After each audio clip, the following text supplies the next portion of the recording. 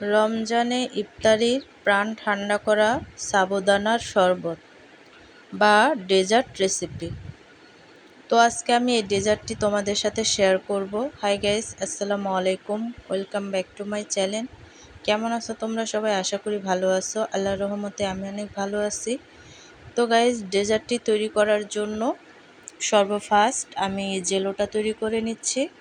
আর জেলোটা তৈরি করার জন্য এখানে আমি দিয়ে দিচ্ছি ফুড কালার এবং পানি, আর চিনি আর আগার আগার পাউডার। তো সবগুলো উপকরণ দেওয়ার পরে কিন্তু খুব ভালো করে জেলোটাকে আমি জাল করে নিব। আর জাল করে একেবারে জেলোটা ভালো করে ফুটিয়ে নিতে হবে। তো দেখো, জেলোটা ফোটানো হয়ে গেলে আমি সেট হওয়ার জন্য কিন্তু দিয়ে দিচ্ছি। আর এখানে ডেজার্টটা তৈরি করার জন্য দুধ নিয়ে নিচ্ছি, আর দিয়ে দিচ্ছি গুঁড়া দুধ, আর কর্নফ্লাওয়ার।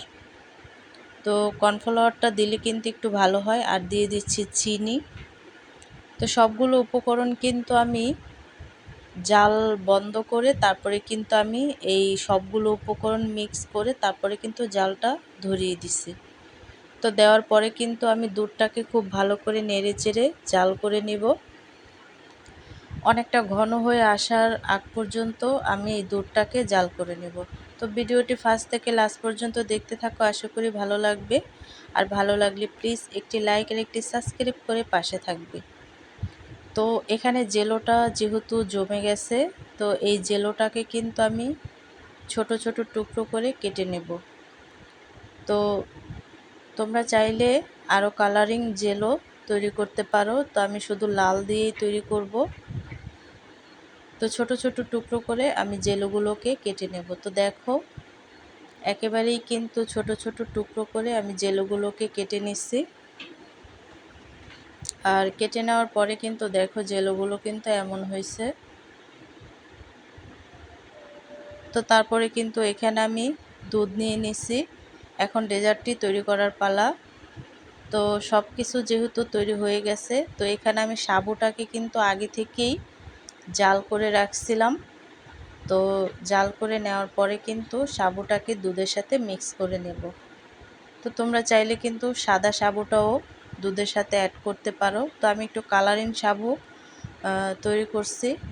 তো এখানে আমি কিছু ফল নিয়ে নিছি, শুধু কলা। তো কলাটাকে ছোট ছোট টুকরো করে তারপরে কিন্তু আমি দিয়ে দিছি। আর এখানে আমি দিয়ে দিছি খেজুর আর কিছু বাদাম কুচি। তোমরা চাইলে আরও ফল অ্যাড করতে পারো। তোমরা যেই ফল পছন্দ করো সেই ফলটা কিন্তু এখানে অ্যাড করতে পারো।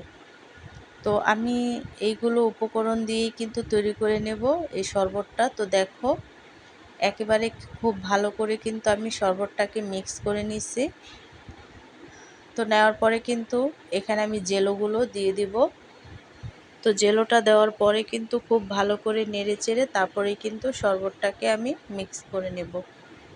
আর এই শরবতটা কিন্তু মিক্স করে নেওয়ার পরে আমি ফ্রিজে রেখে দেব। আর এই শরবতটা কিন্তু অনেকটা ঠান্ডা ঠান্ডাই খেতে অনেকটা ভালো লাগে। তো দেখো, তৈরি হয়ে গেল খুবই সুস্বাদু একটা ডেজার্ট, যেটা নাকি খুব কম সময়ের মধ্যে কিন্তু তৈরি করা যায়, আর খেতেও কিন্তু অনেকটাই সুস্বাদু লাগে। তোমরা যে কিন্তু এই ডেজার্টটি ইফতারির আগ মুহূর্তে তৈরি করে তারপরে কিন্তু ফ্রিজে রেখে তারপরে এই ডেজার্টটি খেতে পারো।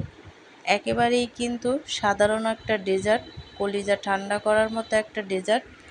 তোমরা কিন্তু খুব সহজে এই ডেজার্টটি তৈরি করতে পারো। আর তৈরি করতে তেমন একটা সময় লাগে না, যেহেতু সাবুর রেসিপি। আর এই সাবুর রেসিপিগুলো কিন্তু খেতে অনেকটাই ভালো লাগে।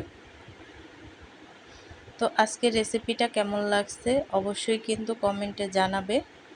তো অন্য কোনো রেসিপি নিয়ে তোমাদের মাঝে আবার চলে আসব। আজকে এই পর্যন্তই। সবাই সুস্থ থাকবে, ভালো থাকবে। আর